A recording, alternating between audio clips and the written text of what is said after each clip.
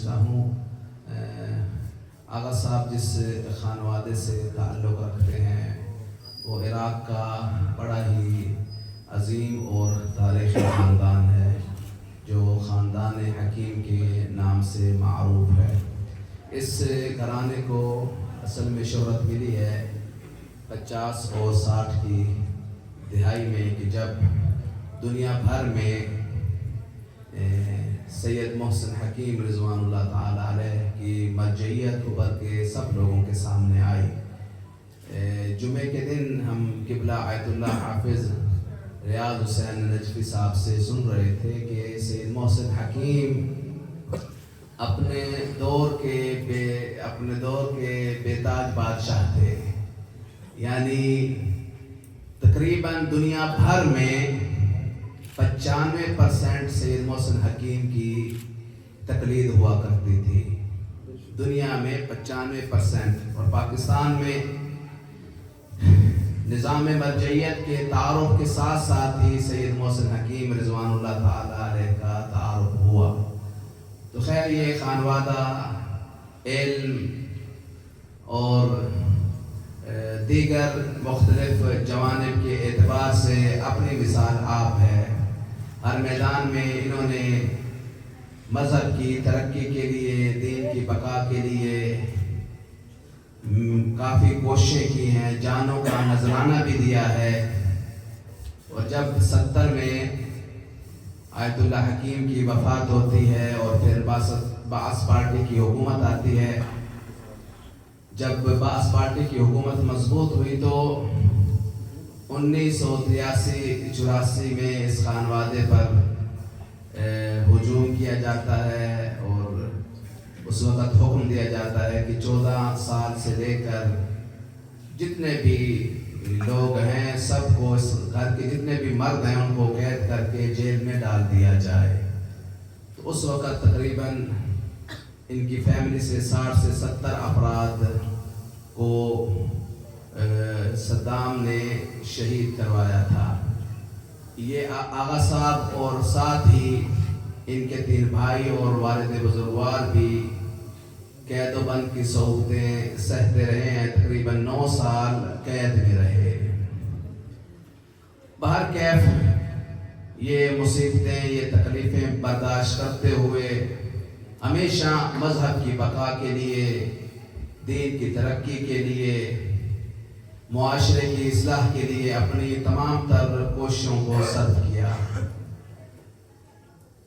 1994 میں کہ جب جناب آیت اللہ العظمہ سید ابو القاسم خوئی کی وفات ہوتی ہے تو اس کے بعد بہت زیادہ اصرار کے بعد جو علمی حلقوں کی طرف سے تھا، ان کے والد بزرگوار نے اعلان مرجعیت کیا جن کا نام تھا آیت اللہ العظمہ سید محمد سعید الحکیم قدس سرہ۔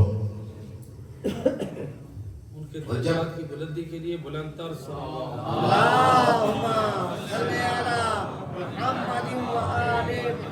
جو حضرت آیت اللہ العظمہ سید محسن حکیم کے نواسے تھے۔ پھر ان کی مرجعیت کا زمانہ شروع ہوا اور دنیا بھر میں مختلف طریقے سے کارہائے خیر سر انجام دیے گئے۔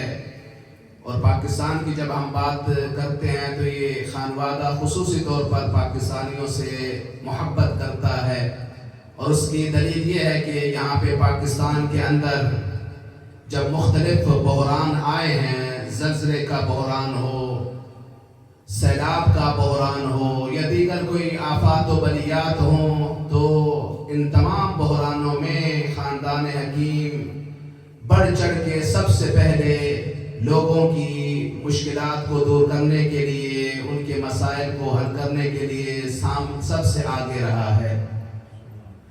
ابھی یہ جو قریب پیچھے سیلاب آیا ہے کہ جس میں جنوبی پنجاب میں کافی تباہی ہوئی ہے، آگے سندھ کی طرف اور بلوچستان تک تباہی کا سلسلہ جاری رہا، تو ابھی قریب مؤسسہ یتیم جو آغا صاحب کی زندگی میں جس مؤسسے کی تاسیس کی گئی تھی، انہوں نے سینکڑوں کے حساب سے گھر بنائے ہیں۔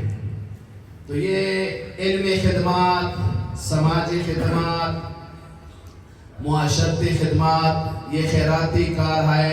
खैर ये आगा साहब की वफ़ात के बाद भी उनकी औलाद चला रही है। अगरचे उनकी वफ़ात को 2.5 से पौने 3 साल गुजर चुके हैं, लेकिन फिर भी लोगों की उम्मीदें इस खानवादे से वाबस्ता हैं, हमेशा इस घराने से खैर की उम्मीद रखती हैं, क्योंकि ये घर यानी देखें तकरीबन 2.5 पौने 3 साल हो चुके हैं, लेकिन फिर भी इनके दफ्तर में बहुत ज़्यादा रश रहता है। लोग मिलने के लिए आते हैं, अपनी अकीदत और एहतराम का इजहार करते हैं। हर रोज़ माशाल्लाह लोग आ रहे हैं, जा रहे हैं और अपनी मोहब्बत और अकीदत को बयान कर रहे हैं।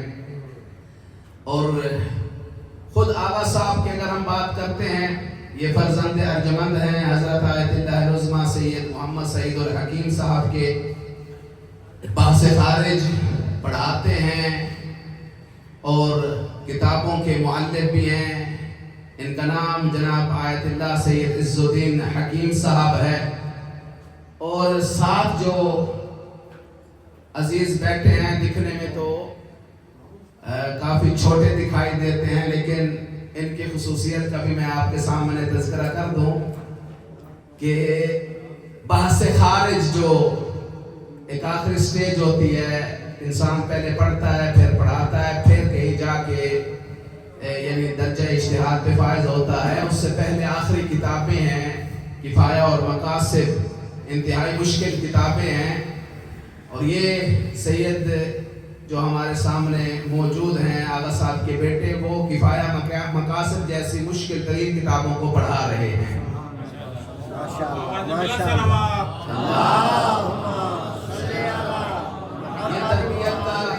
ये तरबियत का नतीजा होता है। इनके वालिद बुजुर्गवार ने इनकी अच्छी तरबियत की, फिर इन्होंने अपनी औलाद की अच्छी तरबियत की, जिसका नतीजा फिर ऐसा होना कोई अजीब सी बात नहीं है। अगर हम इनके वालिद की बात करते हैं तो एक छोटी सी बात मैं साथ उसका इजाफा कर सकूं।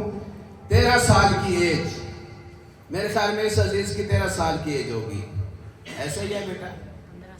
15 साल, यानी इनसे भी 2 साल छोटे थे इनके वालिद साहब कि जब हाशिया मुल्ला अब्दुल्ला मौलाना साहब जानते हैं, मुश्किल तरीन यानी इब्तिदा में जो मुश्किल किताबें हैं ना हमारे सिलेबस में पढ़ाई जाती हैं, उनमें मुश्किल तरीन किताबों में शुमार होती है। इबारत थोड़ी सी होती है और उसके अंदर जो मतालिब होते हैं बहुत गहरे मतालिब होते हैं, यानी वो समझने भी आसान नहीं होते। 13 साल की एज में, अजीज की 15 साल है, इससे भी 2 साल छोटे थे इनके वालिद बुजुर्गवार कि उन्होंने हाशिया की शरह की, हाशिया पर तालिका लगाया। ये एक लम्हा फिक्रिया भी है हमारे लिए भी। हाशिया किताब इल्म मंतिक की, इल्म मंतिक की किताब है, हाशिया मुल्ला अब्दुल्ला। उस पे 13 साल की एज में तालिका लगाया। ये तरबियत है जो इंसान को इस काबिल बनाती है कि इंसान इतनी कम उम्र में भी अपने वक्त को ज़ाया नहीं करता। हम तो कहते हैं ना जी अभी बच्चा है ये माशाल्लाह 15 साल के, वो हम बच्चा बच्चा करके जो है ना वो बच्चे की शख्सियत को बिल्कुल बच्चा ही बना देते हैं। ठीक है जी, तो बाहर कैफ अच्छी तरबियत की जाए तो ऐसी शख्सियात वजूद में आती हैं। बाहर कैफ आगा साहब की सेहत व सलामती और आप मोमिनीन की सेहत व सलामती के लिए एक बुलंद सी सलावत पढ़ें।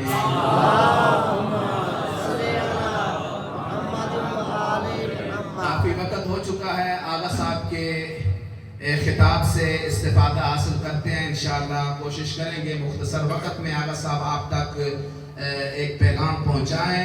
आगा साहब की इस्तकबाल के लिए और इनकी सेहत व सलामती के लिए एक बुलंद सी सलावत।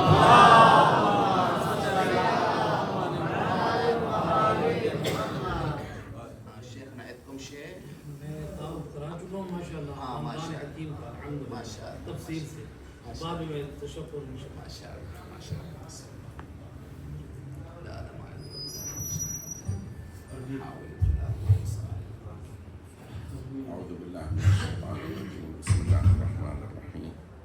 الو الو اسمع أعوذ بالله من الشيطان الرجيم. بسم الله الرحمن الرحيم. الحمد لله رب العالمين، والصلاة على محمد وعلى آله الطيبين الطاهرين. اللهم صل على في هذه الليلة المباركة، هذه أول الليالي، ليالي شهر رمضان المبارك، هذه الليلة تنفتح فيها أبواب الرحمة الإلهية، تنفتح أبواب اللطف والرحمة الإلهية إن شاء الله. آج وہ رات ہے جو ماہ رمضان مبارک کی پہلی رات ہے. یہ وہ رات ہے کہ جس رات میں اللہ کی رحمت کے دروازے اس کی مخلوقات پر کھل جاتے ہیں. كما قال النبي صلى الله عليه وآله: شهر دعيتم فيه لطاعة الله. جیسا کہ حدیث کا جملہ ہے، یہ وہ مہینہ ہے کہ جس میں آپ کو اللہ کی اطاعت کی طرف بلایا گیا ہے. يعني هناك دعوة من الله لكم، ليس مجرد تكليف، إنما تشويق، إنما دعوة، إنما توجيه. تعالوا أيها المؤمنون، تعالوا اذكروا الله.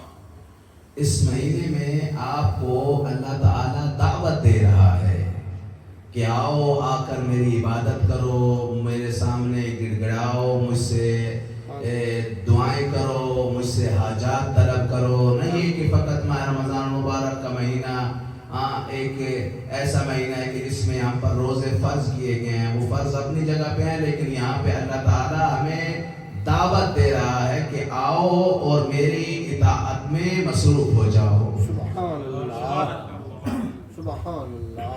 الله سبحانه وتعالى عندما يدعو المؤمنين إلى طاعته ليس هو محتاجا إلى أحد. اللہ جب ہمیں اطاعت کی طرف بلاتا ہے، اس کا یہ مطلب نہیں ہے کہ وہ ہماری عبادت کا محتاج ہے. إنما هو لطف من الله، رحمة من الله، توجيه، تعليم، تربية لنا من الله تعالى في أن نكون على الطريق الصحيح.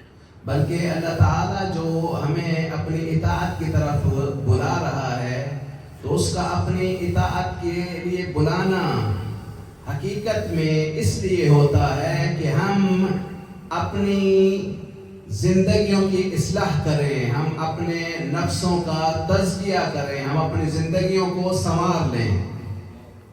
إنما المطلوب أن الإنسان يذكر الله دائما، يعلم بأنه تحت المراقبة، تحت المحاسبة المستمرة.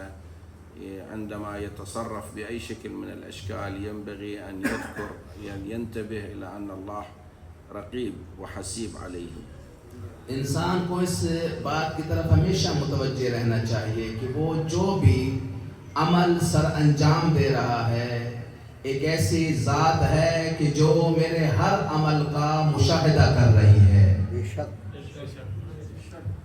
فالإنسان مرات في حياته، في عمله، في تجارته، في بيع شراء، تصير له فرصة بأنه شوية يأخذ من أموال الآخرين، ينقص بالميزان، يكذب في موضوع البيع والشراء، ينقص بالحساب.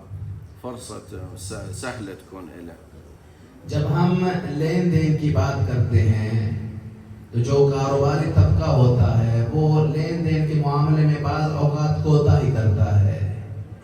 لینے میں زیادہ لینا، دینے میں کم دینا، چیزوں کو ان کی حقیقت بیان کرنے میں جھوٹ سے کام لینا تاکہ اس کا مال بک جائے. تو یہ دوسروں کو گمراہ کرنے کے، خود گمراہ کرنے کے بڑے مواقع مہیا ہوتے ہیں. انسان اپنے مال کے حصول کے لیے جھوٹ بھی بولتا ہے اور جو سامان لینے والا ہوتا ہے خریدار، اس کو دھوکہ بھی دیتا ہے.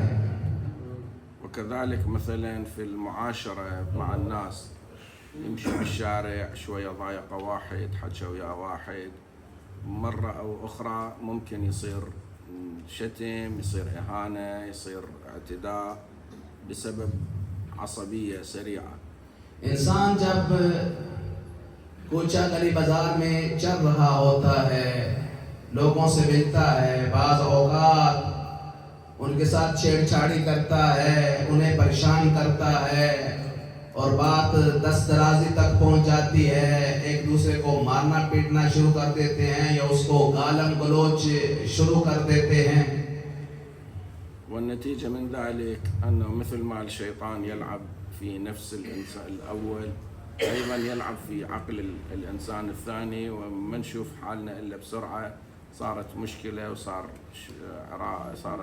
يعني خلاف وصار ضارب ومضروب بسرعة.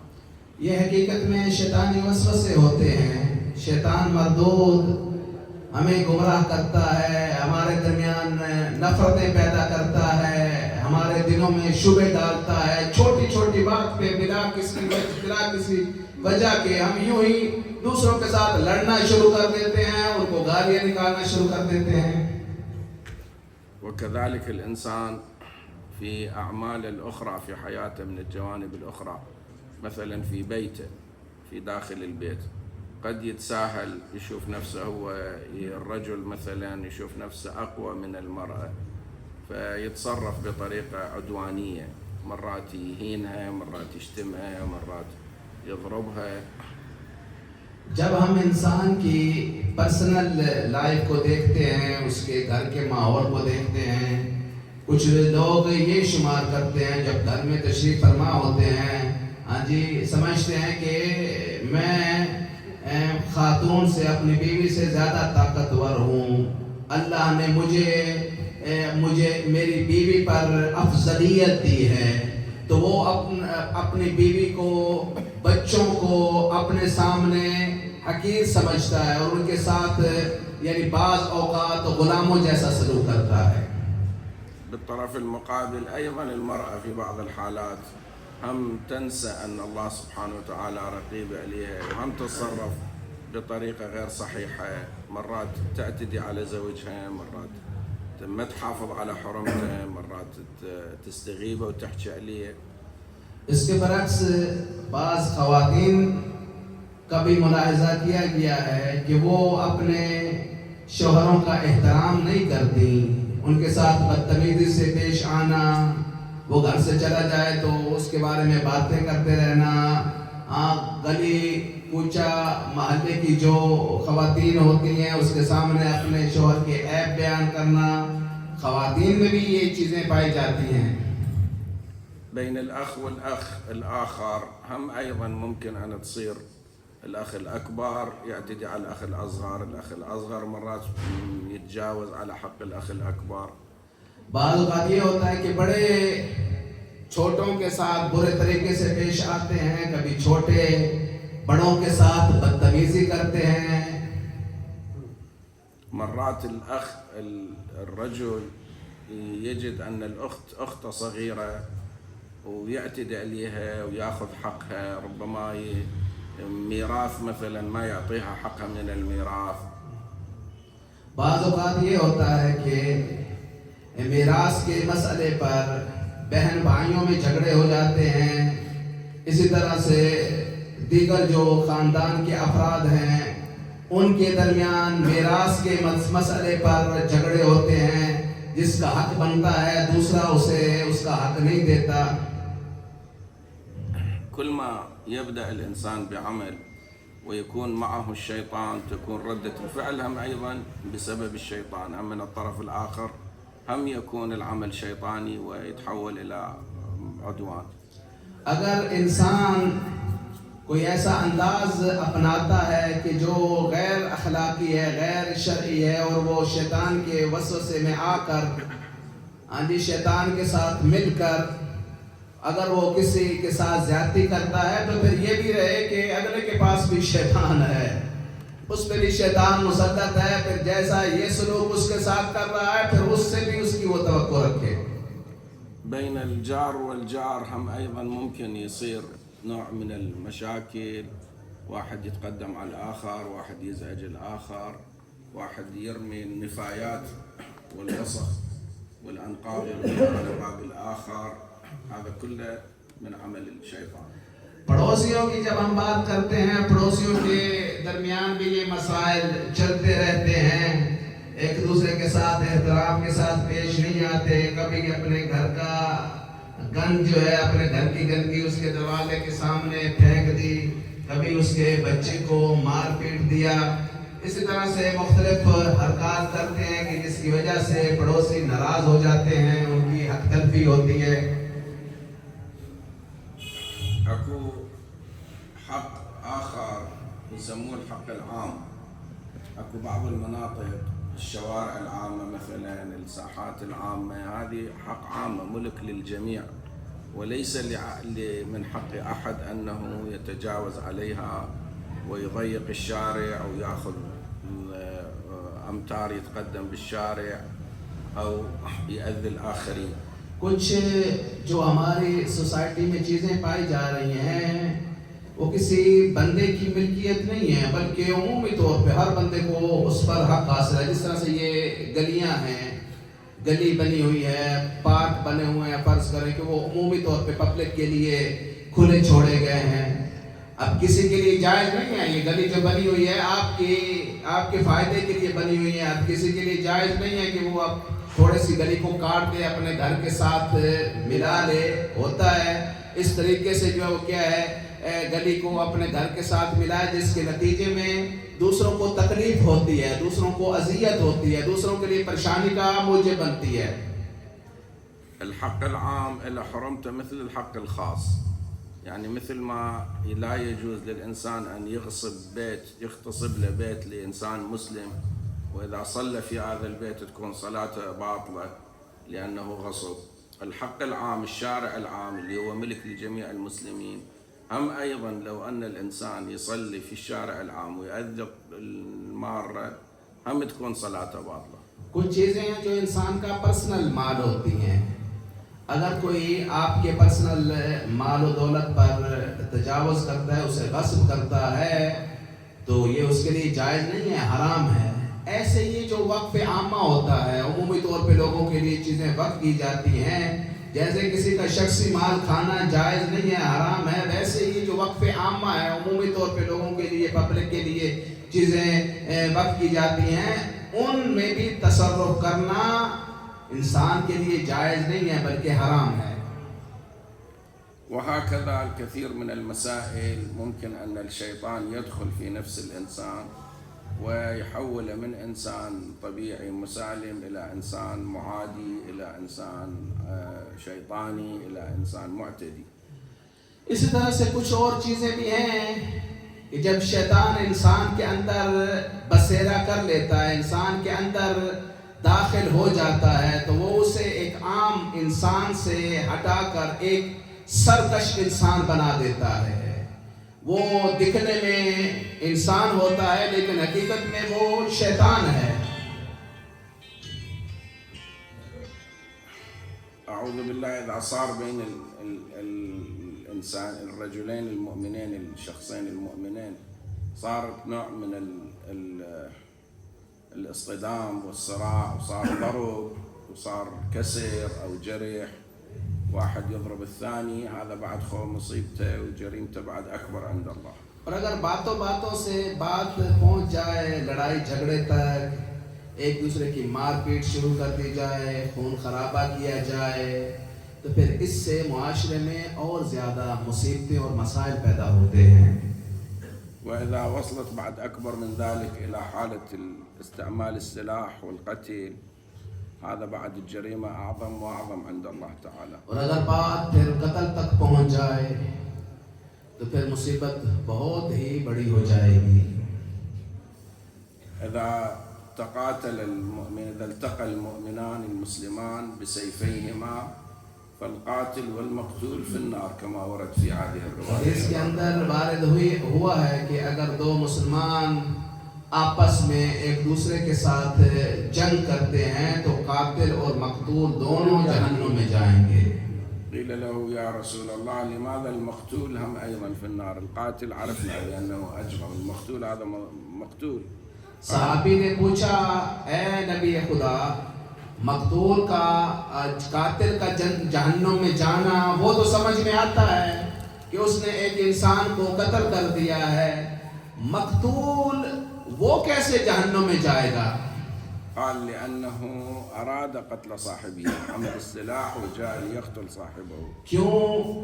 اس لیے کہ مقتول بھی جہنم میں جائے گا، کیونکہ اس نے قاتل کی طرح اسلحہ کو اٹھایا تھا اور وہ بھی اس قاتل کو قتل کرنے کا ارادہ رکھتا تھا. هذه هي تعاليم الإسلام، هذا هو الإصلاح الذي جاء به النبي صلى الله عليه وآله في رسالة الإسلام. یہی پیغام ہے کہ جو نبی کریم صلی اللہ علیہ وآلہ وسلم اپنے ساتھ لائے تھے. یہی وہ الہی پیغام ہے، یہی رسالت نبوی ہے کہ جس کی نبی کریم صلی اللہ علیہ وآلہ وسلم نے تبلیغ کی تھی. أهل البيت عليهم السلام هم أيضا أوضحوا لنا هذه الأمور وفصلوها لنا وبينوا لنا تفاصيلها ودقائقها. اہل بیت علیہ السلام نے یہ تمام تر چیزیں تفصیل کے ساتھ اور انتہائی باریک بینی کے ساتھ بیان کی ہیں. وعلماءنا من بعدهم، علماءنا الأعلام أيضا درسوا وتعبوا وقضوا الليالي والأيام بالسهر والتعب حتى تعلموا هذه العلوم، علوم أهل البيت عليهم السلام، وبينوها للناس. ہمارے علماء کرام نے بھی ان علوم کو حاصل کرنے کے لیے بہت زیادہ مشقت کا سامنا کیا ہے، راتیں جاگ کے گزاری ہیں، مختلف مصیبتیں جھیلتے ہوئے، تکلیفیں برداشت کرتے ہوئے، بھوک برداشت کرتے ہوئے، اذیتیں برداشت کرتے ہوئے انہوں نے ان علوم کو سیکھا ہے. اور ان کی پھر یہ کوشش ہوتی ہے کہ یہ اخلاق، یہ آداب اور یہ علوم لوگوں تک پہنچائے جائیں. فعلماءنا كتبوا الرسائل العملية التي بينت الحلال والحرام. كل عالم كل مجتهد أكو عنده يعني بيان للعلوم للأحكام الشرعية لأحكام الحلال والحرام. ہر مجتہد نے اپنی توضیح المسائل کو نشر کیا ہے، شائع کیا ہے کہ جس میں حلال حرام کا تذکرہ ہوتا ہے. وأكو أيضا غير ذلك الأخلاقيات، التوجيهات، النصائح، التربية، الأخلاق، هذا كلنا نتعلم من أهل البيت عليهم السلام. اسی طرح سے جو اخلاق کے اہل بیت ہیں ان کو بھی علماء نے اہل بیت سے سیکھا اور اہل بیت نے مفصل انداز سے اخلاق اور آداب کو بیان کیا. لذلك موضوع تأسيس المدارس والحوزات العلمية التي يتعلم فيها الشباب، يتعلمون فيها هذه العلوم، يدرسون كلام أهل البيت، هذا من أهم الواجبات. لہذا ایسے مدارس کی تاسیس کرنا، ایسے مراکز کو کھولنا کہ جہاں پہ علوم اہل بیت پڑھائے جاتے ہیں، یہ ایک اہم فریضہ ہے تاکہ جو اہل بیت علیہ السلام کی میراث علمی ہے، ان کے جو اخلاق ہیں، ان کی جو سیرت ہے، وہ ان کے شیعوں تک پہنچ سکے. ومن أهم الواجبات أيضا أهم الضروريات دعم هذه المؤسسات وتشجيعها. اور اس سے بڑھ کر ایک اور بھی ذمہ داری ہے کہ جو بھی علماء کرام ایسے مراکز کو کھولتے ہیں، ایسے مدارس کی تأسیس کرتے ہیں کہ جن کے اندر علوم اہل بیت پڑھائے جاتے ہیں، ضروری ہے کہ بااثر افراد، صاحب ثروت افراد، مخیر حضرات ایسے مدارس کی ترقی کے لیے اور ان کی بہتری کے لیے ان کے جو مسئولین ہیں ان کے ساتھ اچھے طریقے سے تعاون فرمائیں. إذا وجدنا مؤسسة يرعاها شخص عالم دارس متدين متقي عرفنا منه ذلك، يجب ينبغي أن نقف إلى جانبه، أن نشجعه. جب ہم دیکھتے ہیں کہ ایک عالم دین اس نے کسی مدرسے کی، مؤسسے کی، مرکز کی تاسیس کر رکھی ہے اور وہ قابل ثقہ ہے، اس سے کبھی بھی کوئی غیر اخلاقی حرکت سرزد نہیں ہوئی، علمی طور پر اس کا ایک مقام ہے، اس کی ایک شخصیت ہے، یعنی ہم لوگ اس سے مطمئن ہیں، تو ایسے علماء کے ساتھ کھڑا ہونا اور ان کے ساتھ تعاون کرنا ہر بندے کا فرض بنتا ہے. أما إذا لم نكن نعرفه ولم نعرف اختبار حقيقي، فلا يجوز لنا أن نستعجل في دعم الناس الذين مجرد أنهم يدعون أنهم علماء لا ينبغي أن نقف إلى جانبهم وندعمهم قبل أن نتأكد. اگر آپ کے سامنے آپ کی سوسائٹی میں کوئی ایسا شخص سامنے آتا ہے اور دین کی بات کرتا ہے کہ جس کے اخلاق سے آپ آگاہ نہیں ہیں، اس کے علمی جو مستویٰ ہے، علمی جو حیثیت ہے، اس کے بارے میں آپ آگاہی نہیں رکھتے، آپ کو نہیں پتا کہ یہ کس شخصیت کا مالک ہے، اس کے اخلاق آداب سے آپ آگاہی نہیں رکھتے، تو ایسی صورت میں جلد بازی کا مظاہرہ نہیں کرنا چاہیے. انسان کو سوچنا چاہیے، غور و فکر کرنی چاہیے، لوگوں سے پوچھنا چاہیے کہ اس عالم کا کیا مقام ہے، آیا واقعاً یہ اچھی شخصیت کا مالک ہے، عالم ہے، اس نے علوم اہل بیت کو پڑھ رکھا ہے، اخلاقی طور پہ اس کا کردار کیا ہے. ہاں تو سب کچھ یعنی پوچھ گچھ کرنے کے بعد پھر انسان کا کام بنتا ہے کہ ایسے عالم کے ساتھ تعاون کرے. هذا شهر رمضان القادم علينا إن شاء الله بالخير والبركة، فيه فرصة كبيرة لأننا نحضر هذه المجالس التي فيها الموعظة والتي فيها الإصلاح والتي فيها التوجيه والتربية. ماہ رمضان آ چکا ہے اور یہاں پہ اس ماہ مبارک میں بہت زیادہ مواقع فراہم ہیں. علمی محافل کا انعقاد کیا جاتا ہے، مجالس کا انعقاد کیا جاتا ہے، دروس کا انعقاد کیا جاتا ہے. تو ماہ رمضان مبارک میں انسان کے لیے یہ فرصت بھی مہیا ہوتی ہے، لہٰذا وہ کوشش کرے اچھی محفلوں میں شرکت کرے اور ان محافل سے فائدہ حاصل کرے. نستمع إلى تلك المحاضرات والجلسات ونحاول أن نطبقها ننفذها بالفعل. ان دروس کو غور سے سنیں اور پھر کوشش کرے کہ ان دروس کو سننے کے بعد عملی طور پر ان کے مطابق عمل بھی کرے. سبحان الله. وكذلك في شهر رمضان عندنا قراءة القرآن من المسائل المهمة أيضا. ماہ رمضان مبارک میں بہترین عمل قرآن مجید کی تلاوت ہے. سبحان الله سبحان الله سبحان الله. كل واحد من عندنا يجب أن يخصص له وقت معين ولو يقرأ بمقدار ما يستطيع حسب ما يتيسر في جلسات القرآن أو وحده هو في بيته يقرأ جزء من القرآن ويحاول أن يتفهمه ويتدبره.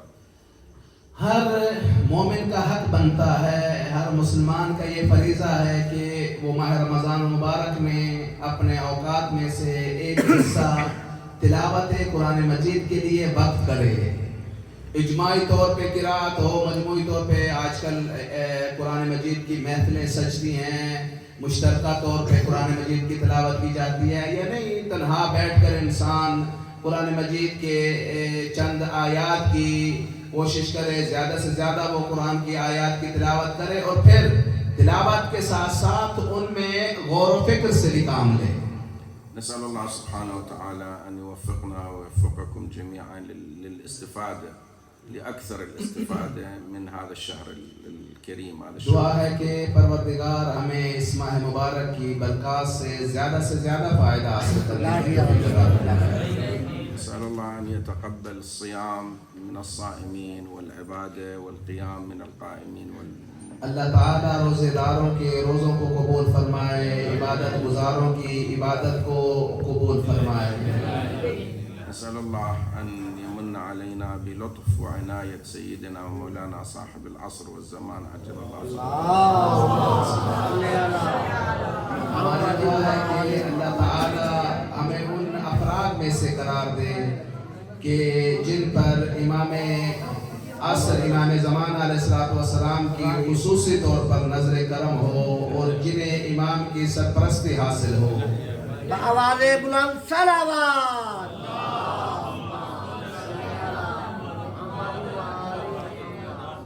كلنا عندنا مشاكل، عندنا ديون، عندنا حاجات طلبات، إن شاء الله ببركته برعايته تقضى كل حاجاتنا. ہم میں سے ہر بندے مصیبتوں میں گرفتار ہے، کچھ مقروض ہیں، کچھ دیگر پریشانیوں میں مبتلا ہیں، حاجات رکھتے ہیں، اس ماہ مبارک میں اپنے امام وقت امام زمانہ عجل اللہ تعالیٰ فرجہ شریف کا واسطہ دے کر اللہ سے دعا کیا کریں. سبحان اللہ. المرضى فيما بيننا، أصحاب الأمراض فيما بيننا أيضا ندعو لهم جميعا إن شاء الله بالصحة والعافية بلطف صاحب الزمان. ہم دعا کرتے ہیں کہ اللہ تعالیٰ مریضوں کو شفا یابی نصیب فرمائے. آمین. نسأل الله أن يمن علينا بشفاعته في الدنيا وفي الآخرة وشكرا لكم والسلام عليكم. دعا ہے کہ اللہ تعالیٰ ہمیں دنیا اور آخرت میں امام وقت کی شفاعت نصیب فرمائے. آپ حضرات کا بہت شکریہ. والسلام علیکم ورحمۃ اللہ وبرکاتہ.